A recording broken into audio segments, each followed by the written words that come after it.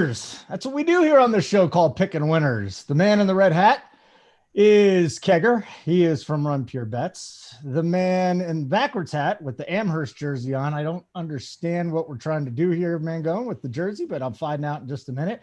That is Mangone, Travis Mangone, and I'm Holden, and we're happy to be with you today. Love this show. Probably my favorite. I say this about all my shows, but this might be my favorite show. So we talk about 7 games, the 7th being Thursday Night Football. We'll get to that last, but we talk about 7 games, and today's games that we will break down from a betting side and a DFS side: Chargers, Ravens, Vikings, Panthers, CMC probably going to be back this week, Chiefs, Washington football team, Cardinals, Browns, Packers, Bears, Bengals, Lions, and then Bucks, Eagles, which is coming up on Thursday. Kegger, wonderful to see you again. I have a whole bunch of talking points, but you did find out that Mangone and I went to lunch last week. You scolded me, actually, on the live betting show for not remembering what he ate. How are you doing this week? I'm doing well, buddy. I mean, not for nothing, though. Like, it's just be a respectful human being. How could you not remember what the kid ate for lunch? I mean, it's impossible. Well, I don't pay attention to what other people eat. Like if it's a woman and I have to worry about her ordering $100 steak, okay, I'll remember what she ate. But we're sitting at a bar. Why do I have to remember what Mangone is eating? I didn't even register. I remember that he ate sliders 6 days later. I asked you 3 hours after the lunch, and you couldn't tell me. Again, it's not a big deal, but you seem to be very upset about it. Mangone, couple things for you. You don't seem to be upset about me not remembering you ate sliders. And what's up with the Amherst jersey? I mean, it's a comfortable shirt. My cousin played at Amherst, and I don't know, I've had it forever. I've literally had it for this might be like a 15-year-old shirt. Wow. Could be from a while ago, but I put myself on mute by accident. I didn't know the space bar. I hit it by accident. It makes you go on mute. So don't hit the space bar when you're on Zoom, apparently. But I'm not upset by it, but I do remember what you had, Holden, right? You had the tater skins. Wait, you didn't have the tater skins. They didn't have them. They were not available. Let me remember. Hold on. Let me remember. You not even remember what you ate? Because I remember what you ate. Hold on. Give me 1 sec. What did I eat last week with Mangone? What did I eat? You ordered tater skins and you couldn't get them. I don't remember what did I eat? You had street tacos and then you got a dessert too. You got a brownie. Nice. Hey, Keg, you're probably going to rip me to shreds on the next live show because I didn't remember what I ate 6 days ago. I don't want to hear it, okay? I'm not saying a word. All right, good. Thank you. Thank you very much. So here's what we got going on. We got some big stuff going on. We've got a new promo code. Know why? Because the NBA is back on Monday. The new code, if you have not signed up already, is RPSNBA15, 15% off life of your subscription. Even if you want to use it for the NFL, you could still use that for 15% off the life of your subscription. RPSNBA15, 15% off. Mangone, real quick, can you give us the spiel on the NBA content? Then we'll get through the winners, and then we're going to get into our content here. Yeah, I mean, I think NBA, if you could pick one sport that you need Discord access, right? To some of the brightest people, news, all the great stuff, a good community, that's the place to be, right? Holden, let's say you're out with your buddy having a nice cheeseburger slider and it's a 7:30 and you're waiting on NBA news. Well, our Run Pure Sports Discord can give you that information and it's not free. It comes with the premium package. So that's one of the best things I think about NBA. We got great shows. The Up the Lock show with you and JSU, breaking it all down. I mean, listen, I don't like to do I will do Up the Lock show, but I don't like them. I'll just be honest. They're not my favorites. But that's because I'm not, what? To host, not you like watching them, you don't like hosting them. Yeah, doing them. I'm not they're tougher for me. I don't know. It just I'm not as comfortable with it. There's so much flying around. It's so much. JSU though, I'm telling you, JSU is one of the best at it. I mean, listen, I'm gonna talk up JSU right here. He's very good at breaking it all down, talking about what's going on, and then also we got everyone in the Discord chat answering your questions, right? If it's 9:00 on the East Coast, right? Okay, you're over there and you get news that Donovan Mitchell's out for the game at 9:30. Well, we're going to answer your 2v2s, 3v3s, and help you out. So you guys got to get in on the NBA stuff. I think we have the best team in the industry. I'm excited, and it's only less than a week away, right? It's 6 days. We got, I think, a 2-game slate on Tuesday. So listen, if you're a sports fan and you love the NBA, Run Pure Sports is the place to be. All right. I like it. That was a good one. We had a lot of winners this past week in the National Football League. So let's get into that a little bit later in the show. Because right now, what do we got? NHL winners too? Oh, let's just do it now then. Sam Bass won 1,300. I don't know what EIMBA is. That's probably preseason NBA, right? Yeah. That's there was preseason NBA and there was E League, the Euro League. So so that's E League. We even do E League. We got so many freaking sports here. It's amazing. Like if you want to play almost anything but table tennis, we have guys and ladies that are going to help you out. MLB Showdown, Par Saver won 10K. That's nice. And then NHL, the hockey is back. Matthew Beck, 50K in the hockey. It's enough of the spiel though. Let's get into these games here, ladies and gentlemen. Kegger, our first game that we're going to get into today. I am really, really excited about the Chargers at the Ravens. So we got Herbert coming off a monster game. We got Lamar Jackson coming off a monster game. We got the Chargers +3 on the road. I'm actually seeing if you wanted to back the Ravens -2.5 one place. 51.5 is the total. And if you wanted to back the Ravens here, let's see here at home, -150 on the money line. Chargers +136 money line. What do we got here, Kegger, in this game, Chargers-Ravens? Yeah, last week that Chargers-Browns game was probably the best game we might see all year. Yep. Herbert was an absolute stud. The kid's going to be a superstar. He's on his way already.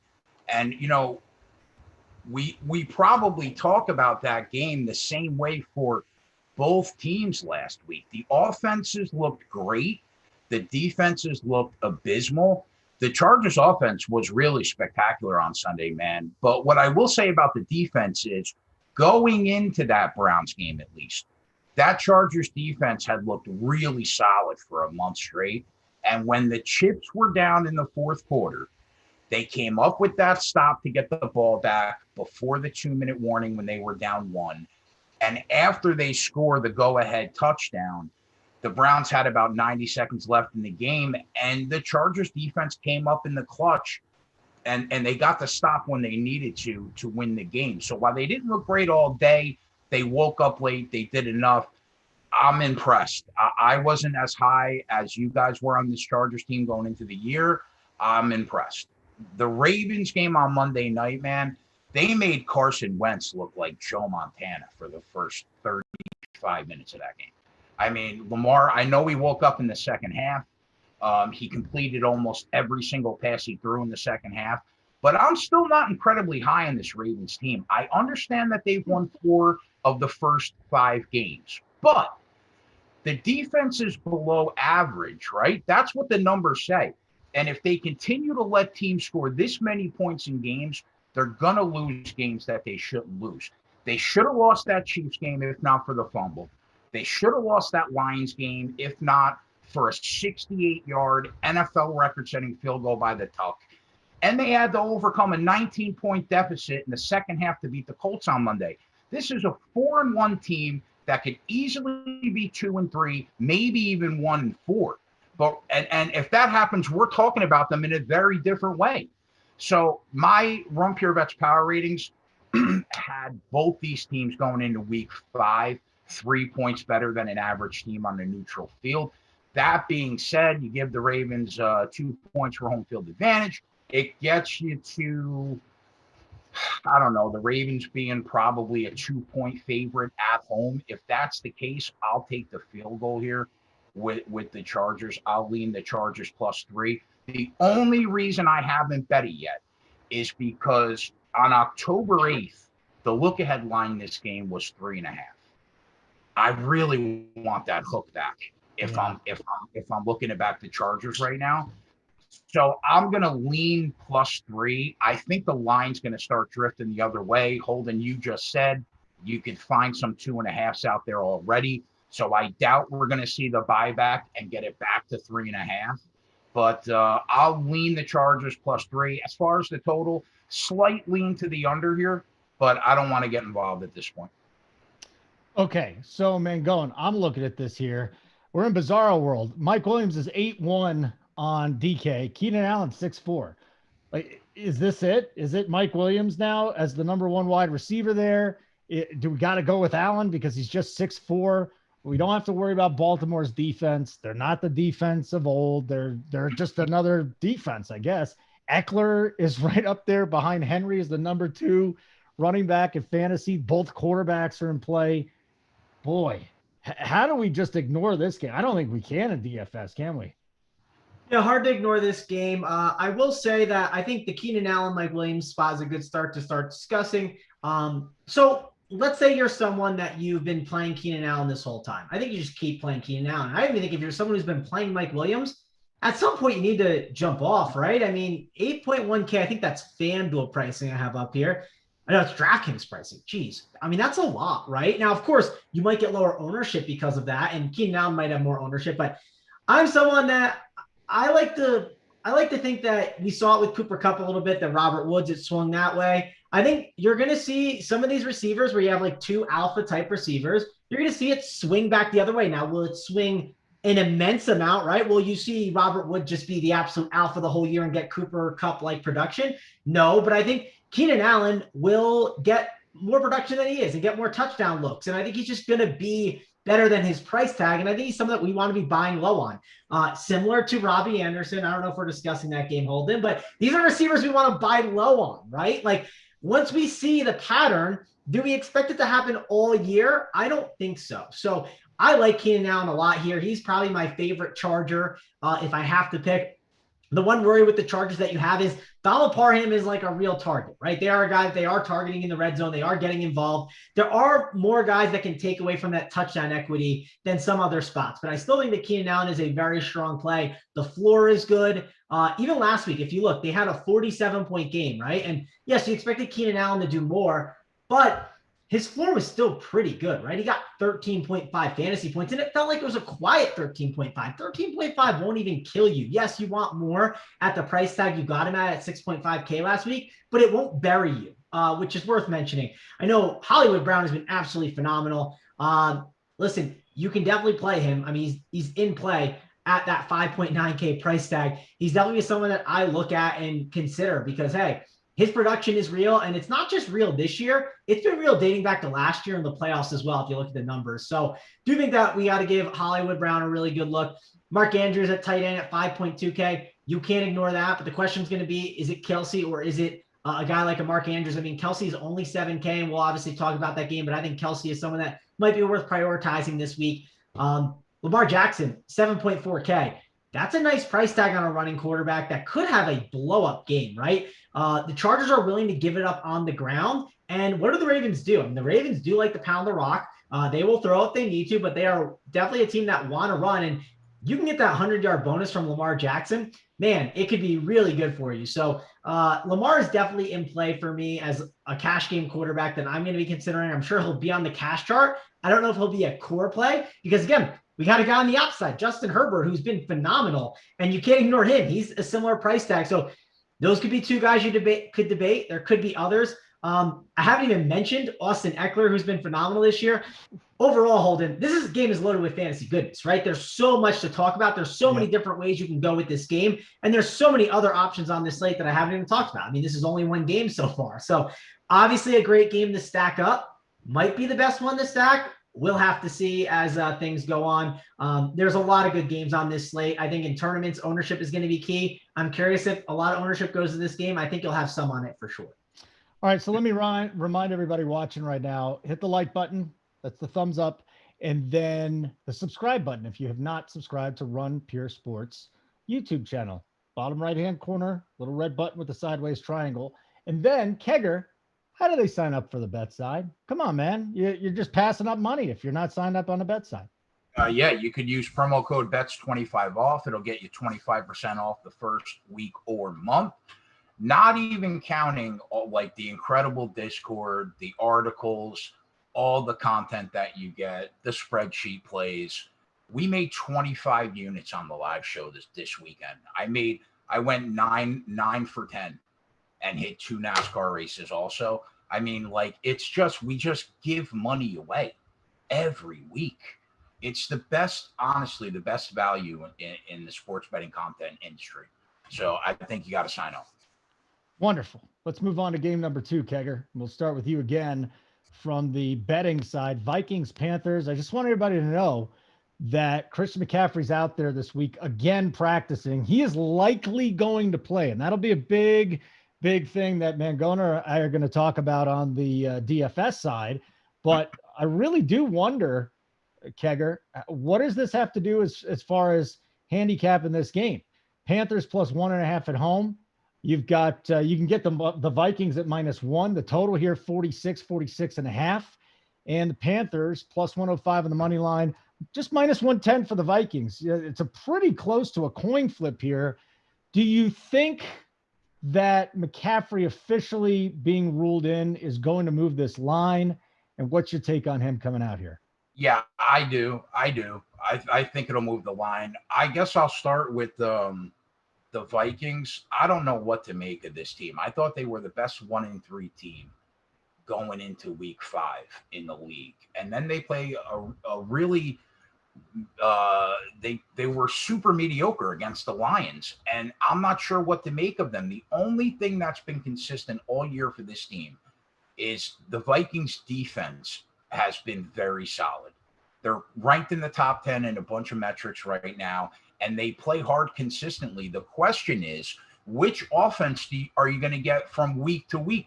2 weeks ago, we're all sitting here talking about how good Kirk Cousins has looked through 3 weeks, and then the offense goes out and lays 2 eggs in a row. Now, maybe you can excuse the way that they looked against the Browns defense, but you certainly can't excuse how mediocre they look against the Detroit Lions.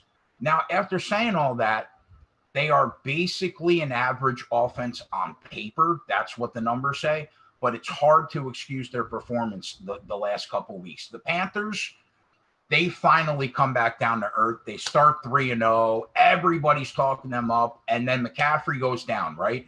The offense becomes incredibly reliant on Sammy Darnold, and eventually Sam Darnold is going to Sam Darnold, man. He's thrown 5 interceptions the last 2 weeks. He's looked absolutely lost for 8 quarters. Now, I will say the defense, at least, still a top 5 defense after 5 weeks, but Darnold has shown over the last couple weeks that this team is going to be tough to back without McCaffrey in the lineup. Now, you're telling me McCaffrey will play?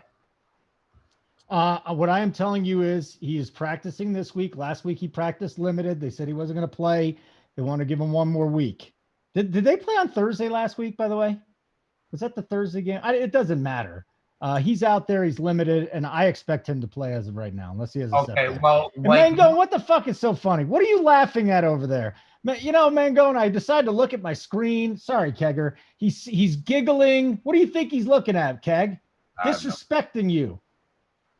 I wasn't even listening to Keg. I was laughing because DC it was hiking today, and I asked for an invite, and then he said he'll let me come, and then then we got Ryan over here saying that I'm going to be DC is so committed to fitness, he's going to give me a piggyback ride up the mountains. When listen, I'm not trying to say. Keg, I'm sorry, Keg. You know what, Mangone? Yeah, it's my fault. I should not have even asked you. I'm just laughing at Twitter.com. I mean, you wanted to hear the story. That's where we're at. So now you derailed the show. You derailed Keg giving all the winners, and now I'm over here just looking like an idiot. So there we go. Don't we all? Yes, Kegger. All right. So Christian McCaffrey is one of the few players in football that will move a line a full point. So if he's going to play, I would expect the line to move as long as the number is not already baked into the cake. Now, I'm going to assume that it's not baked into the cake, and if they play, I would assume that this line will probably be close to a pick 'em. At that point, I probably still won't bet a side, but I'll lean the Panthers if McCaffrey's actually in the game. As far as the total, I'll lean under 46.5. It's low, but the defenses have been the strength for both teams, and it's not even close. So I'll lean under 46.5 here. Okay. Mangone, we're talking about the Carolina-Minnesota game, okay? Let's start with our boy Christian McCaffrey. If he's back, mean, he's been sitting for a long time. Do we just assume he's going to come back and get a regular workload against Minnesota? He's 8-8 on DK. So they priced him back up. He's 10K on FanDuel. I think the DFS sites are expecting him to play too. Yeah, so I think McCaffrey is a better play on DK, but it's worth mentioning on FanDuel, it's easy to make some really good teams, so you can jam McCaffrey in there. But if you do jam McCaffrey, always look at the 2v2, right? Like, what running back can you get instead for $2,000 less? And then, like, what's the upgrade at receiver? I think that's always worth looking at. Last week at Derrick Henry, 10-4 felt a lot, but I was able to get it in, and I played Derrick Henry. McCaffrey, though, on DK is also better on DK because of the PPR and the reception. So definitely looking to play some Christian McCaffrey. I think he is in the conversation. He will definitely be on the DK cash chart. I can tell you that right now. I will say the Vikings, too. They are a team that they're applying a lot of better pressure to the quarterback, and that is because they got their defensive lineman back. I talked about it last week. I do think that it's going to cause some problems for Sam Darnold. I don't think he's going to look as great. I think he's going to still be solid, though, because, again, I believe in this Carolina Panthers, offensive staff. They're very sharp. They know how to get their guys open. And I'm curious to see how it all shakes out. I think you'll see DJ Moore. DJ Moore will get less production, which that'll be some that will go back to Christian McCaffrey. So I don't really want to spend that price tag on DJ Moore. I will probably keep buying low on Robbie Anderson in tournaments. I think it's worth taking a shot on. And then on the Vikings side, I doubt I'll go to Dalvin Cook with him being banged up. I think I'll want to see it before I jump on it. I don't think this is a spot where it's just worth going to. If he's at like 2%, I understand. If someone like JSU tells me, hey, a 2% Dalvin Cook, sign me up, then I might get in on it. But I'm kind of more so taking the wait and see approach. And then if you do think the Vikings are trailing, I mean, Justin Jefferson's been incredible. Adam Thielen's got a really good price tag at 5.8. There's definitely some fantasy goodness in this game. But the question is, do you want to attack a 46 total when there might be some better games on this slate? I think it depends on what the ownership is going to look like. And it's definitely a really good slate overall. So we'll keep getting more of the games. But this is a game, it's got a low total, but it does have some good opportunities here. Well, I'll say this, and you and I and Hoop are going to do the cash show tomorrow. I think we'll have a big conversation about Christian McCaffrey. There's going to be a report, after he practices. Hopefully everything's fine. But what do we do with CMC? And then can we just give up on Robbie Anderson at this point? Come on, man. No, we can't. So hold on. Here's the thing. Here's the argument. If you say we need to give up on Robbie Anderson, let's pull up his receiving yards. Let's do what Hoop likes to do, right? He likes to pull it up. And so let's do that. Let's pull up and see how many receiving yards Robbie Anderson has this season. And I'm going to go to the NFL. Let's see. Anderson. I'm going to plug him in here on DK. Sorry, it's taking a little bit of time. Okay.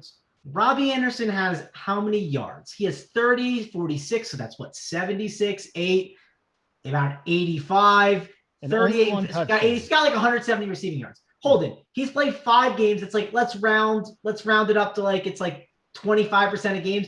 And that's being kind. You think Robbie Anderson's going to end the year with 500 receiving yards around? No, Holden. He's going to end the year with like closer to 1,000, right? He's going to get there. He's going to have big games, and no one is going to roster him. When you win in DFS, Holden, it's not about the times you're right and pointing to, I was right this time. It's when you're right, the amount of money you make off it. And when Robbie Anderson makes you money, it's because he is low owned and he has a monster game. That's when you want to be in on him. Now, I'm not saying that this is the time it's going to happen, but people are still not playing him. Earlier in the season, he was a lot higher owned, and you're getting him at a cheaper discount. He is a guy that can break the slate for you. He's a guy that can get you 30 fantasy points. If you've been playing him, or even if you haven't been playing him, you have to be considering him every single week at this price tag. I'm not saying you have to play him, but he's going to break a slate at some point, right? And you want to be there when it happens. And if it's that low ownership, that's going to be just perfect for you, and you're going to absolutely print. Okay, let's move on from the Robbie Anderson discussion. Thumbs up, subscribe. So like and subscribe. And then again, our new promo code, RPS NBA 15. Is that correct? Let me go look this up again. See, this is the problem, Keg. You said I got early onset dementia. It really might be the problem. RPS NBA 15, 15% off the life of the subscription. That's what we got. We're going to move on to our next game, too. I recommend you sign up now. NBA, these guys absolutely crush it. Chiefs and Washington football team. Oh, boy.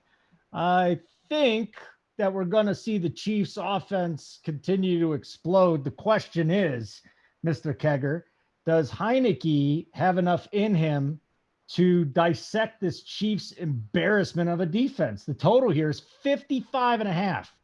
It's up a little bit. It's up about a point and a half this week.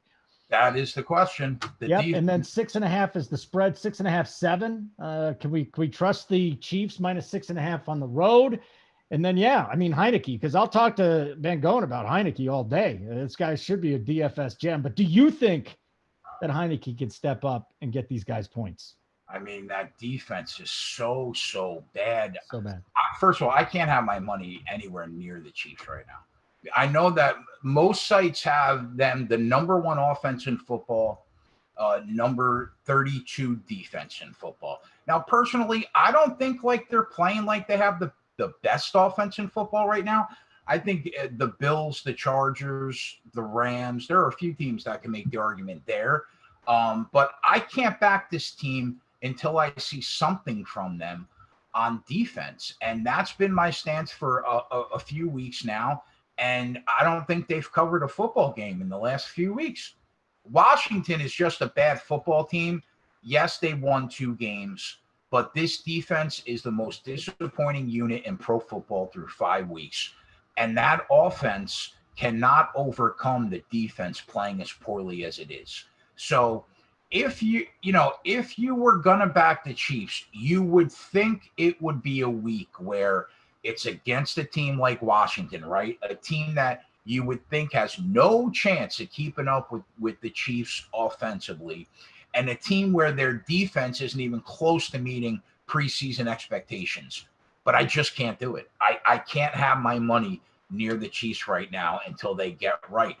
I know that they're going to blow a team out eventually, and you're going to get them at a discounted rate because of how average they've looked, but I just can't trust that defense to help the Chiefs win by margin. So the side's a pass for me. The total makes me lean over. I'll tell you why, because this total would not have been close to 55.5 5 weeks ago. It probably would have been closer to like 48. And the fact that the Bills are hanging 55.5 with Washington in the game, it makes you think that it's probably going to get up and over the number. But I'm not running to the window to bet it either. So I'm staying away from Chiefs games for now. It's pass. So last year, the Chiefs against the spread, in their last 7 games, they went 1-6. This year, they are 1-4. They just don't cover. Yeah. And 4 of their 5 games have covered the over, though. So, I'm not a huge trends guy, Keg, but this is one where I just can't back the Chiefs anymore. It's just, I haven't done it this year. I don't plan on doing it anytime soon until they do something defensively. Yep. But this gets to our conversation with Mangone now on the DFS side. Mangone, because I think Heineke, a lot of people are going to take a shot on Heineke this week. I don't think it's the worst move in the world. He's coming off a week where the fans of DC are just bashing him. Like, why does this guy even have a job? He threw for 248 with a couple of picks against the Saints. That being said, the 3 games before that, he was pretty darn good from a fantasy perspective. So what do we do with Heineke this week? 5-8 on DraftKings. It's almost a free square. 7-3 FanDuel. Yeah. So we say this a lot in DFS. Some people are like, I can't roster this guy. He sucks. Well, yes, Taylor Heineke is not great, but that's okay. You can play him in fantasy. You know why? Because the Chiefs defense is definitely struggling right now. They're definitely a team that you can target in DFS. It helps a little bit probably that Heineke is at home. Yes, the Chiefs defense is one that I want to be targeting, but how am I going to target it, right? Is it through Heineke? Do I want to use my quarterback spot in cash games on that? I'm not sure. In tournaments, I don't mind pairing it up with like a McLaurin because we know what McLaurin can do. I mean, he can just roast anyone. Antonio Gibson, we know the upside that he has. I know he's playing through that shin, which it's something that, against even the Saints, it didn't matter. I didn't even realize he had like 20 fantasy points, which is crazy. I don't know how to approach him. He's definitely one of those guys with a price tag at 6.5. It feels a little uncomfortable against some other plays, but I do think he's in the conversation, right? You could easily play a Heineke, Gibson, McLaurin stack, run it with Travis Kelce, and man, like, you're in great shape with that. And Kelce, I want to talk about him. 7K is a little bit of a better price tag on him than normal, right? Sometimes you see him at 7.5. You see him even at 8K. I believe we saw him once at 8.3 this year on DK. Is that correct, Holden? Do you remember that, or am I thinking things wrong? I don't remember 8.3, but I'll go look it up for you. No, I see it. I see 8.3 against Cleveland, 8.2, 8.1, 8.1. Wow. Now, yeah, I mean, he's been lower priced. He's been higher this year, and we're getting a little bit of a discount. And this is in a game where, again, I expect the Chiefs to put up points. I think that this is a really good spot for a guy like Kelce. Now, the question is, do you want to use your salary that way? Because on DraftKings, salary is a little bit tighter at times. So that's really the big question here over on DraftKings. It's going to be a roster construction thing. Also, if Travis Kelce has a huge game, right? If he goes for 30 fantasy points, who's going to match him? Like, Holden, let's say Kelce goes for 25 fantasy points. What's the next closest tight end? I'm not saying who is it, but what do you think the number is? I mean, it might be 12 fantasy points. And Waller. I'll just say the who is Waller, who has the same exact upside. Yeah, he has the same upside, but the point I'm getting at, Holden, is if you play, like, if you and I are playing heads up, Holden, right? And I play Travis Kelce and you play, Tyler Conklin, right? I mean, I could beat you by 20 fantasy points. You got to catch up in another spot, right? I mean, that's just the beauty of the tight end position, where if Travis Kelce has a massive game, it's hard to catch up to me if I have him in there. Yeah, of course, you have salary at other spots where you can get there, but there is value at other positions. And that's why Travis Kelce is very valuable in tournaments. So I do think he's someone that I'm going to look at. I'll definitely be considering cash games. I'll like him on FanDuel as well. Tyreek Hill, we know he can break a slate. I know people are talking about, is he healthy? You just know what Tyreek Hill's upside is. I mean, he's very boom bust. So yeah, Darrell Williams is another guy to discuss because we have no more Clyde Edwards-Helaire. 4.9K for a running back with a 31 team total. You just can't ignore that, right? He's going to be someone that you're considering in cash games and you're considering in tournaments. I mean, he just seems like a very easy plug and play value guy that you can go to because of the upside that he has and the floor as well. It just seems like a really good play. So will I pay 8.3K for Pat Mahomes, Holden? I don't know if I will. I think in tournaments it makes sense. Our boy DC will say always Mahomes and definitely have him in tournaments. I'm sure he'll be lower owned because of the price tag, but I do think there's other ways that you can go at quarterback that I'd prefer. So overall, like this game, it's a 55 total. You can't ignore it. You got to like it in cash games. You got to consider it in tournaments. Yeah. McLaurin to me it's Kelce, McLaurin. I wonder if Hardman's going to get the opportunity. And then there might be a gem in here at running back. McKissick, McKinnon, one of the something guys. I have a feeling that one of these ancillary running backs is going to do some damage. And it might be McKissick playing from behind. I know that Gibson has got the majority of the work, but boy, McKissick in this matchup looks good, especially if they fall behind. That's a really good call, Holden, the McKissick stuff. And even I think McKissick, I think some of his props could be really good, right? The receiving ones, like you could even live bet him. He's someone that if you see they get down early, like that line just might not be adjusted correctly. So that's one that like you can catch a pretty low number on him and it's not expected. And then it just gets really lopsided. You'll see McKissick just in there all the time. You'll see him on all of the 2-minute, drills. You'll see him in the fourth quarter when they're just running fast pace. You won't see Gibson mixing in and out. He'll just be sitting on the sideline, especially with the shin injury. So I like the McKissick call. That's definitely a very deep tournament play and maybe even better for like your 1 p.m. only slates where there's less running back options. Keg, hello. How are you doing, buddy? Good. I'm going to get right back to you here in a second. Everything all right, pal?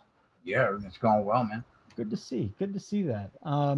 Last week, if you didn't know, Keg ran into some problems with the Russians. He's alive.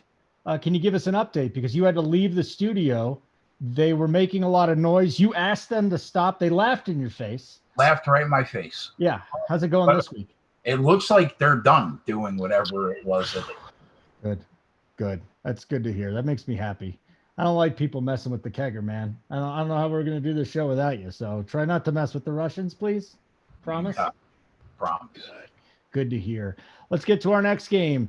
The Cardinals and the Browns. So, Kegger, this is kind of this will be interesting because the Browns leading rushes per attempt, rushing yards per attempt, rushing yards, rushing touchdowns, rush.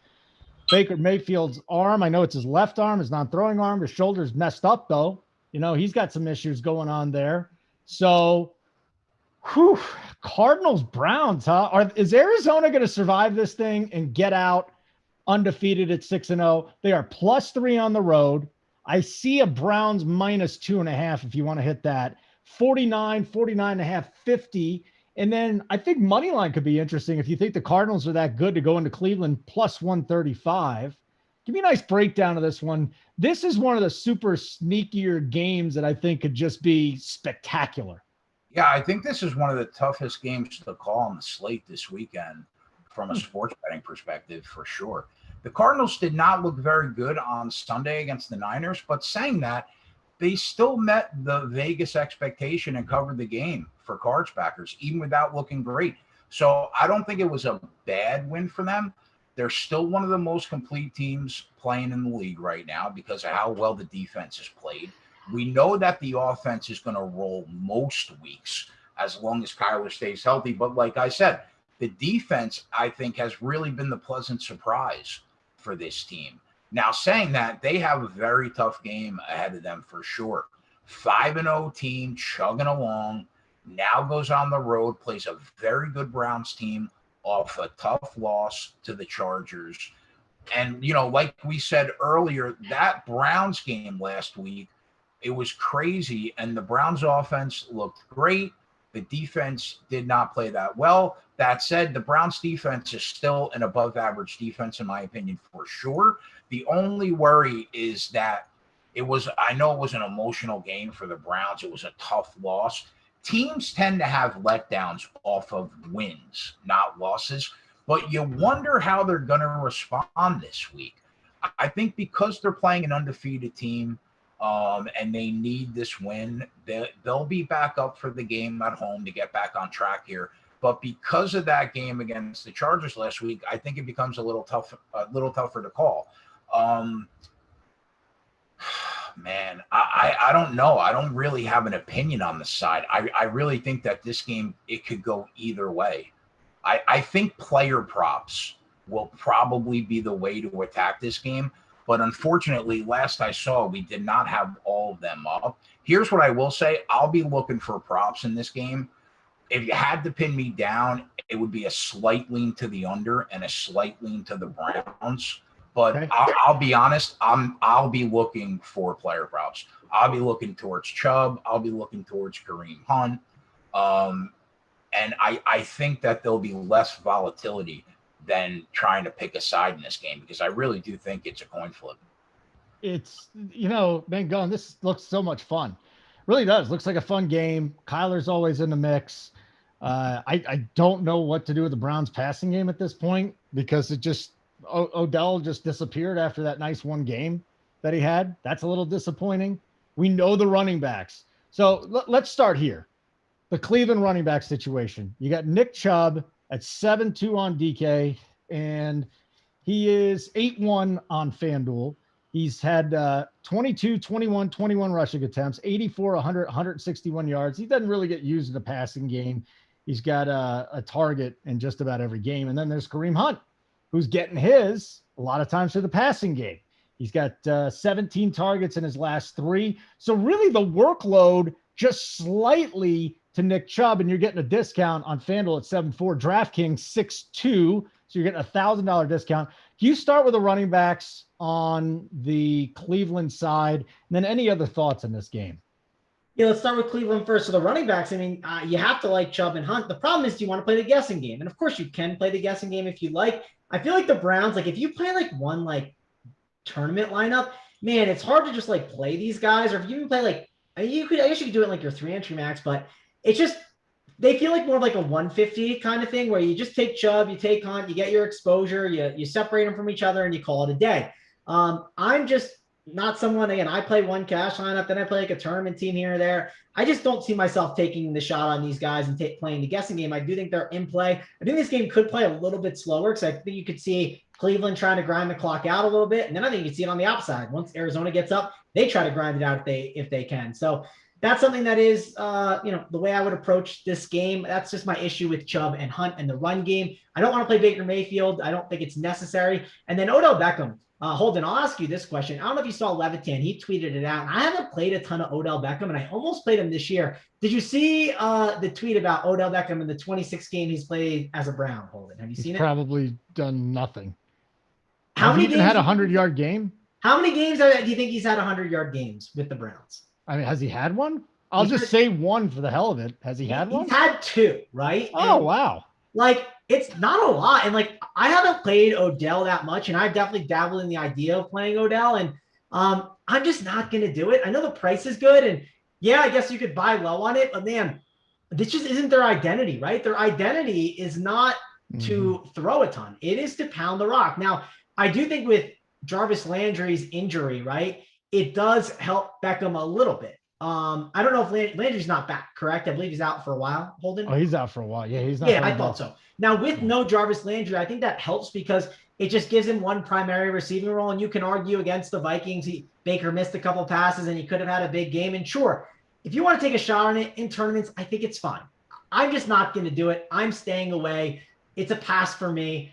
Cardinals side, do you want to play the guessing game, right? If you do think that the Cardinals are leading, James Conner's going to get the work at 5.5K. If they're trailing, you're going to see more Chase Edmonds. Then you got all those different receivers to mess with. I think the best option on the Cardinals, yes, I like Kyler Murray, but if we're talking position players, DeAndre Hopkins is just not going to get ownership because people are too worried to play him. And he had a good week last week. He got a receiving touchdown. He got 87 receiving yards. I mean, he had 20 fantasy points.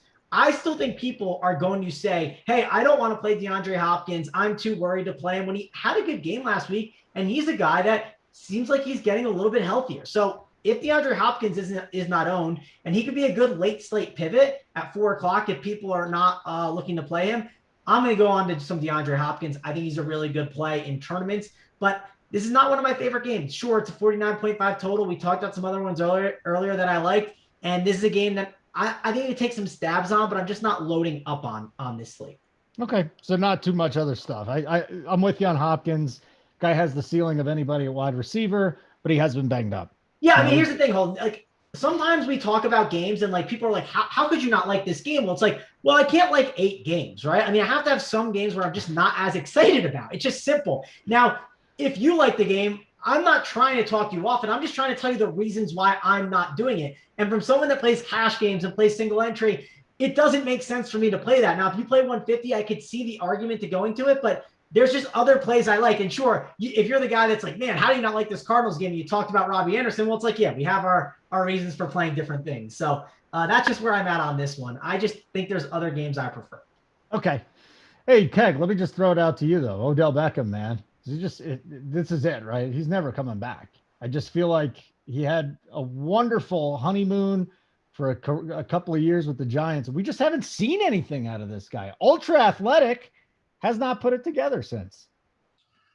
Yeah, I mean, one of our guys in the chat, Nolan, says Baker's fault. He missed Odell twice for 2 touchdowns last week. Odell is here, so I guess the verdict is still out. Yeah, I don't think he's had a lot of injuries there, but it just doesn't seem like him and Mayfield have been on the same page ever since he came over. You know, maybe it'd be better if Landry was there because all the attention would have been on him. But Bangone, I'm just looking at it. Baker has used his tight ends a lot.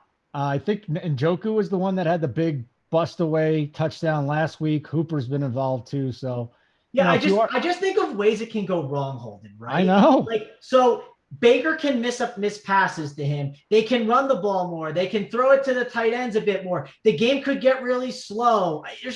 There's a lot of ways it could go wrong. And I'm just not taking the shot on it. If you want to take the shot, go for it. It's a really cheap price tag. It's worth a dart.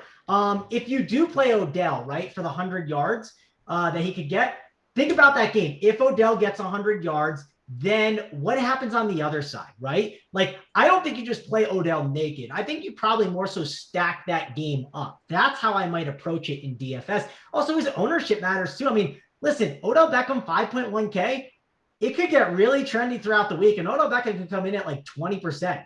I mean, I'm not saying it will, but that could happen. I mean, it happened earlier, I think like 2 weeks ago, where Odell came in at a way higher ownership than people expected and busted. So ownership does matter. It's still very early in the week. And these are just things to mention. The decision on Odell, if he's like 3% versus like 18%, and then if you can get like a DeAndre Hopkins ran back at like 7%, now that's a little bit of a different conversation and something that we have to wait and see as the week goes on. I was going to say, hey, let's try and inflate that ownership and get Big T and Hoop to tweet out that they're going to have them. But then I remembered that there's somebody on the fantasy channel on Sirius XM that actually does that to try and manipulate things. So it's a horrible Listen, thing to do. one thing, Holden. I Don't mean, do it. Big T. I don't know if he has the pull to do that because Carson Wentz. No one's buying the Carson Wentz stuff. Oh, are you just shitting on Big T because of Carson Wentz? Yeah, Well, no. What I'm trying to say is, if you think that Big T's pull has the pull like that, we haven't seen Carson Wentz come in at like 20%. So I think we're okay. Yeah. He still has the pull. If Hoop would just listen to me about Curtis Samuel, he might start winning money. If he would just listen to some of the nuggets I give him on the cap. Hold on, I want to say this. I did listen to you on Curtis Samuel. I had multiple people ask me about Curtis Samuel, and I said to one person, I said, I have a guy that knows some DC sources that I trust, and I put my word behind your word and backed you. So listen, you did well for me. I was not going to play Curtis Samuel, I don't think, but you gave me that reassurance, and you gave me the reassurance to tell other people not to play. Thank you. Keg, people just sleep on me in the NFL. They're like, oh, it's Kushner, I'll toot my own horn once in a while. It's good, man. I dig up stuff. I spend so much time in this shit. I just love the NFL. I also hold it. You're right. You always hear best hosts in the business. You never hear great handicap. You never hear I wouldn't even say I'm a great handicap. I would say, hey, guy that knows a lot more NFL than you think he does. Fair. How about that? Can you? I want to say this too with the Samuel thing. He wasn't on the cash chart, right? He could have been on it. Like you could have, but I was like, I don't believe in him. I believe in Tony and Laviska and Otto. And of course, not all of them were great, but some of them were. And I just did not play Curtis Samuel. I thought it was a bad idea. Don't play him against the Chiefs either. Oh, it's the Chiefs. He's going to get it. Don't do it. Guy's groin's falling off. It's not a good thing. You need your groin to run. That's my medical advice too, Keg. How do they get the bet side, Kegger? How do they get the best kept secret in all of sports betting? Go to Run Pure Sports, click the bets tab, use the promo code BETS25 off. You get 25% off your first week or month. It's about $60 a month. I mean, it's an absolute no-brainer. If you want the DFS side and the bet side, I think you could use promo code GETBETS. And you'll pay for the DFS side, and the first month of the bet side will be for free. So, it's a no-brainer. Yeah, or you can just go to runpurebets.com to get directly to the site. You don't even need to go through sports. But like button, subscribe. That would make us very happy too. And we got 2 games left. 3 games left because we've got the Thursday night game. Packers, Bears. Hey, Keg, I'm going to go to Mangone first on this one so that we can talk a little DFS. Mangone needs to stay engaged. It's a 1:00 Eastern game, the Packers and the Bears. So I think the conversation's always just going to start with Davante Adams. Is it every week? We're smashing him in there. He's back up to 9K now. He's 8.5 on FanDuel, 9K on DraftKings. And I'll let you run with the rest. And I'll throw one more guy out there. I think Aaron Jones is about to bust loose. That's about to come this week too. But what's your take on Davante? And then let's run through both sides. Yeah, so if Davante happens to be really high owned, you'll see Aaron Jones is a really good leverage play because if Aaron Jones smashes, obviously Davante Adams could have a rougher game. Davante Adams is a good cash play. The question is in tournaments, I heard Tambo say this on the show, and I thought it was a really good point. And I think based on the pricing algorithm on DK, I think it does matter. And last week, you definitely saw more of the stars and scrubs approach. But the week before, again, you saw that mid-tier approach. And I think there's a lot of really good mid-tier receivers, right? I mean, you can get Adam Thielen for 5.8 or Davante Adams for 9K. Now, of course, I understand. Davante Adams is better than him. But it is a really big savings there. And what does Davante Adams have to do at 9K for you to win? For instance, let's say Davante Adams gets 30, Holden. Okay, he gets you 30. That's really good.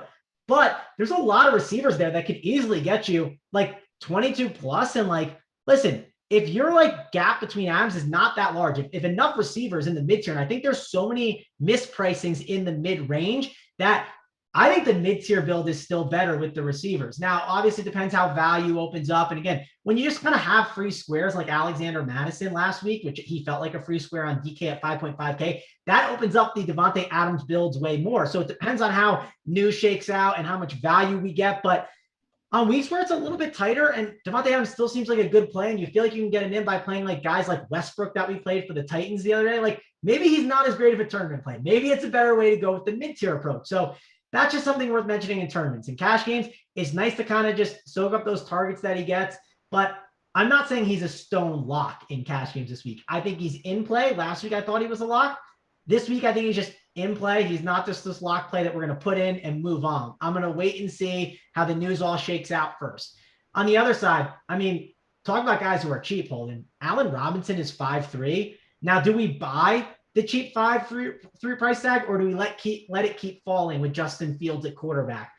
The Packers are missing Jair Alexander, which kind of gets me a little excited to play some of these receivers.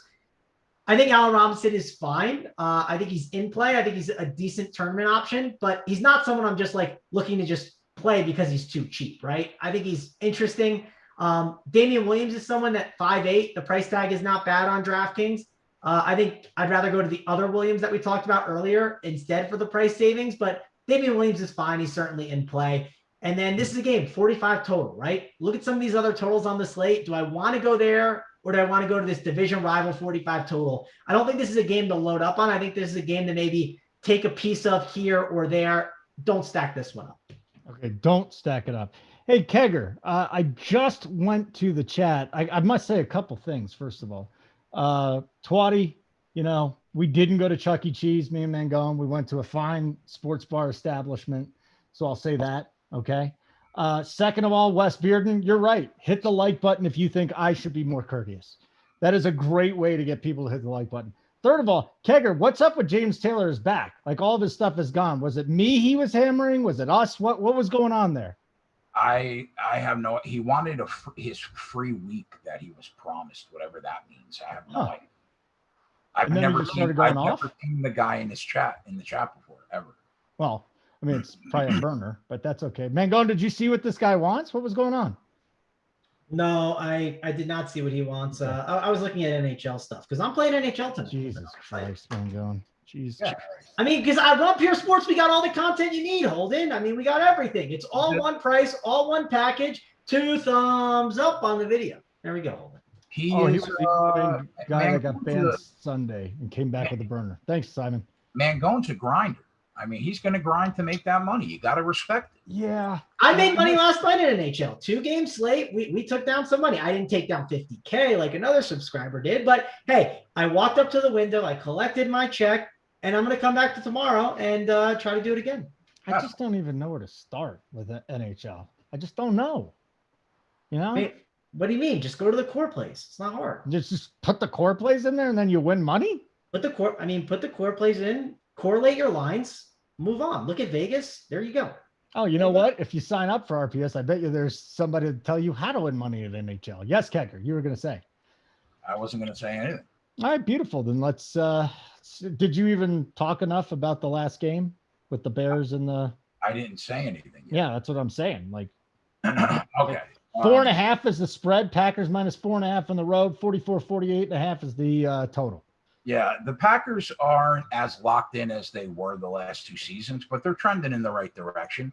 I think that's now 4 in a row for the Packers, and Sunday was the 4th time in 5 games that they exceeded Vegas and covered the spread. So if you're back in Green Bay this year, you're making money right now. The offense looked good last week. They averaged 7.5 yards per play against a solid Cincinnati defense. The Packers defense, while it didn't look great on Sunday against the Bengals, it was the 3rd time this year that anybody that backed the under in a Packers game cashed the ticket. So all in all, I think the Packers are trending right. For me, the Bears, if you're looking to get action down on a Bears game, I think there's literally only one way to go this year, at least right now. They got the 2nd worst offense in the league and a top 5 defense. That's the reason why this team basically has been in games that have gone under every single game this year but one. So it's the only way I can look when I'm looking to get involved with the Bears right now are unders. I have to reconfigure my power ratings today for this week. But off last week's numbers, I would have had this line at 4. So I don't really think there's value at the moment on either side in terms of the spread. The sports books have adjusted for the fact that the Bears are now a dead nut under team, which is why the total's 44.5.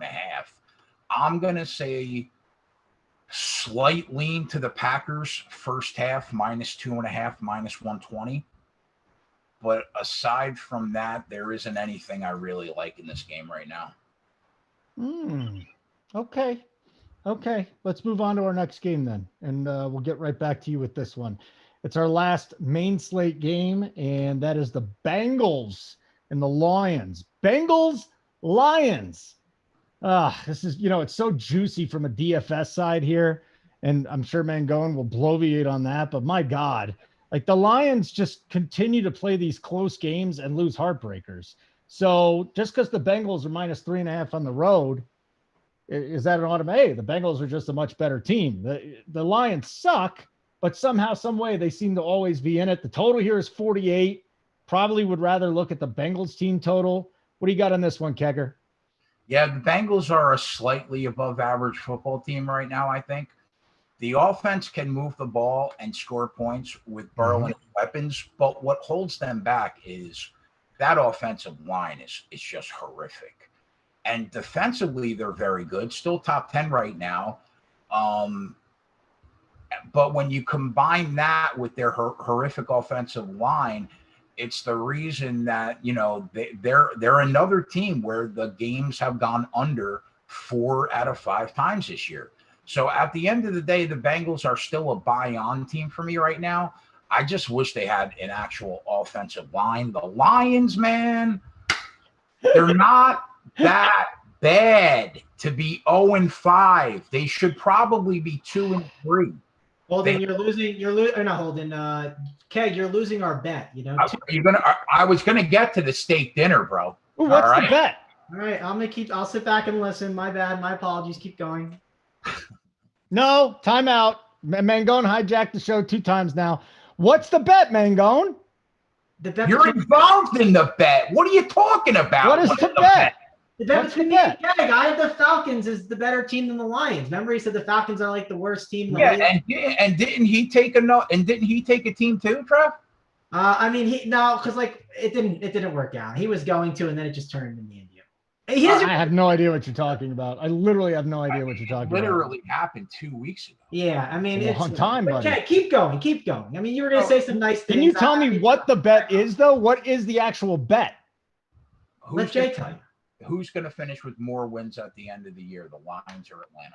Oh, the Atlanta's going to. Yeah, well, I mean, not for nothing. It should be tied right now. So, all right, settle down. As I like to say, bad teams find to lose games, Keg, All right, so, yeah, they should probably be 2-3, in my opinion. They lost a couple heartbreakers with 2 bomb field goals. But right now, I owe Mangone a steak dinner. So I got to take my lumps on the chin.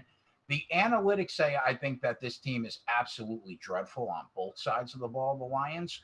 But with the amount of things that have happened this year, you can make the argument that they should have a couple wins. As far as the spread, I think that this Lions team is going to win one of these weeks when you think of how many games that they've actually been in this year. But I don't think that the Lions are going to be able to exploit the problem with the Cincinnati Bengals, and that's the offensive line.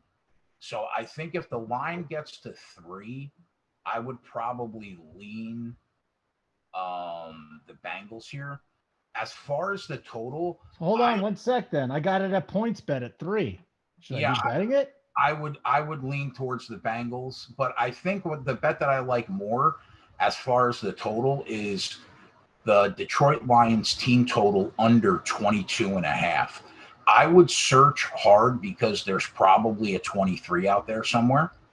And this Bengals team has been playing well enough on defense to keep the Detroit Lions from hanging 23, in my opinion.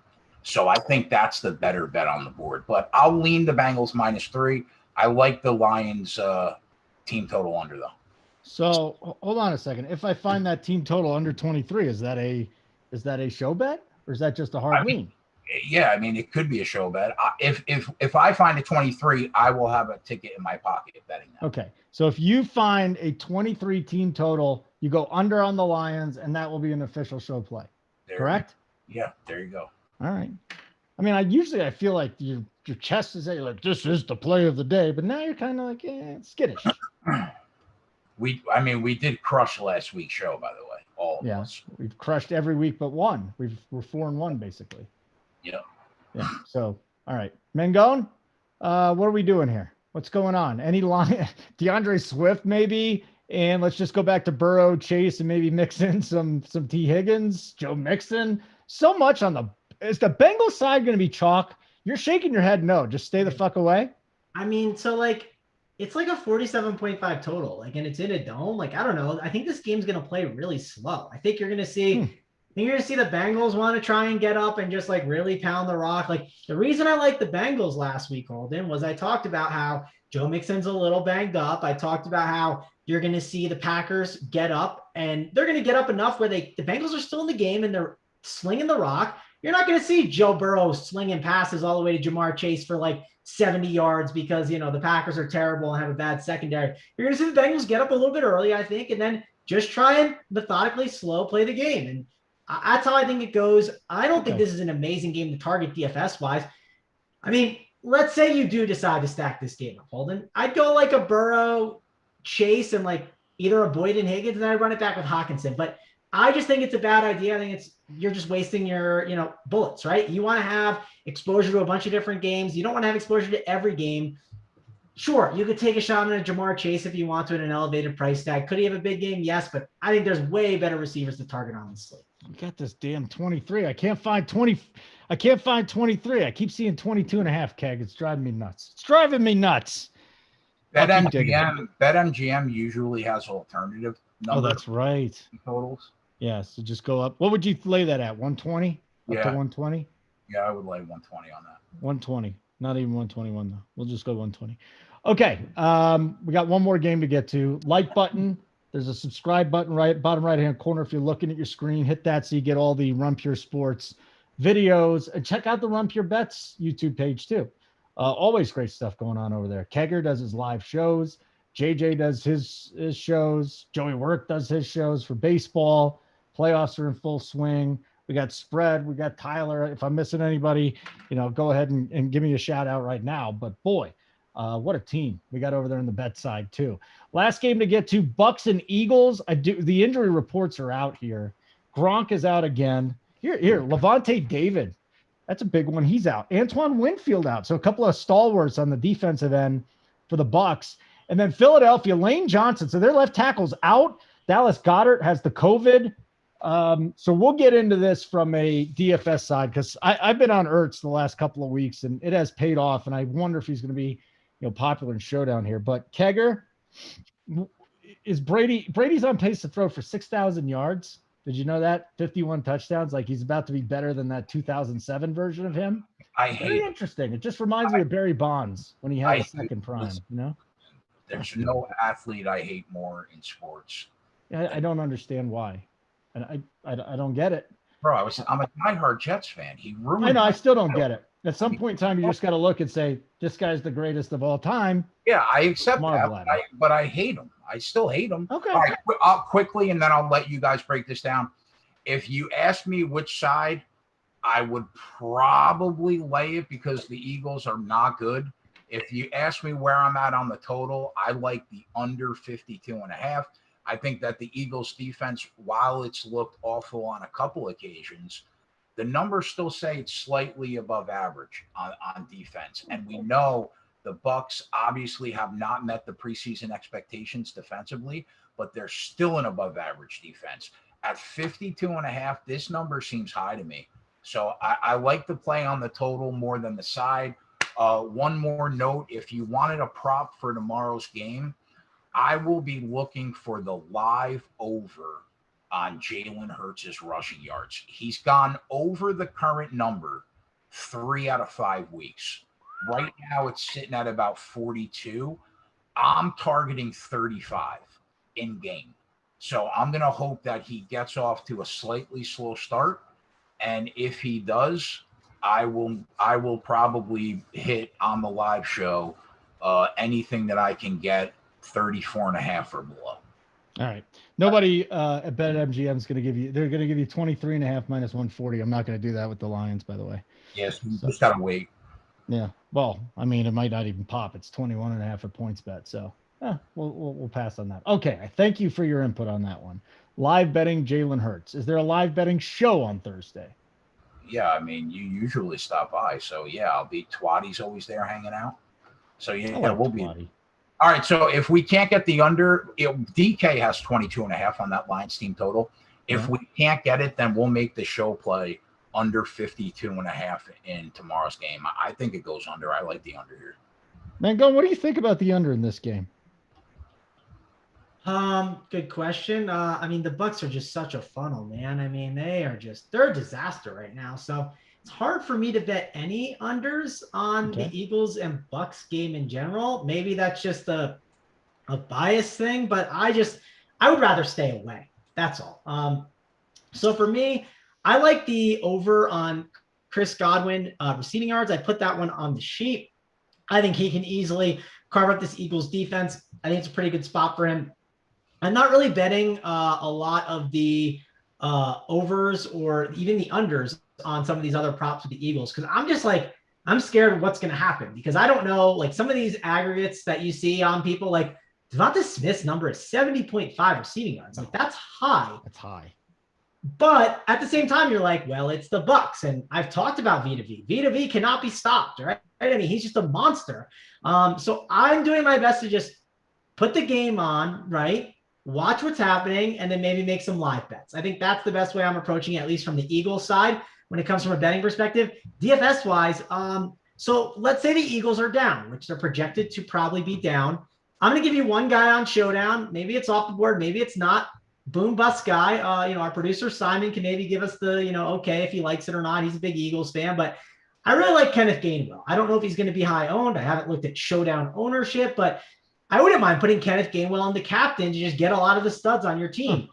Because when the Eagles are losing, they use him a lot more in the passing game than Miles Sanders. It's just simple. And when they're in the red zone, he's gotten a lot more opportunity than I think people realize. So Kenneth Gainwell is going to be, let's say, my off-the-board captain that people maybe don't go to. The only thing I worry about is sometimes these cheaper captains, they don't have the ceiling when all these other guys go off. So that is one of the concerns. But you can make an argument between the Bucs and the Eagles. They have so many guys that sometimes they spread the ball out a little too much where you might not get one of those big games from someone. And of course, I love Antonio Brown. Antonio Brown looks absolutely incredible right now. So as a flex option, he's probably going to be popular. But man, Antonio Brown's price is too cheap. I remember seeing on Showdown. So don't sleep on him as well. Okay, that's good. Good stuff, guys. Want to remind everybody, we do have some podcasts out there right now. The Wishbone Pod, me, G Risen, JT Hayes. No Uncle T this week, so we're missing a key figure, but we still went out there, did a show. Make sure you listen. And it's a podcast. You can see it here on YouTube too. And I'm just about ready to tape the NFL spread pod about 15 minutes after this show ends. And that's with Tyler and Rubio. We're going to break this thing down from the DFS perspective and probably recap what happened in the free roll for us, for the coordinators. Did you get in that, Mangone? No, I was not allowed in that one. So what do you mean you weren't allowed in that? Big T was in it. Yeah, he wasn't really in it though. Big T was in it to track it. He wasn't really in it though. Keg, this is some shady behavior we're seeing from our co-host today, is all I'm going to say. No, it's just that I'm not supposed to be in it. It's all. It's given back to the coordinators. I'm not supposed to be in it. Okay. You're not a coordinator?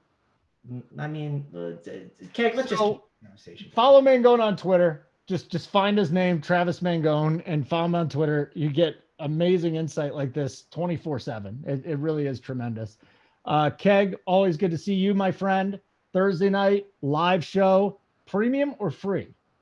Free, right? I think free, yeah. Yeah. Yep. All right. So check it out. It's on the Run Pure Bet side. And I say this, like, I'm a live bettor. I've never been around a better live bettor than Keg. It's him and one other guy. They're the two best live bettors. And I think as time goes on, probably the next 5 years or so, you're going to see that space absolutely blow up.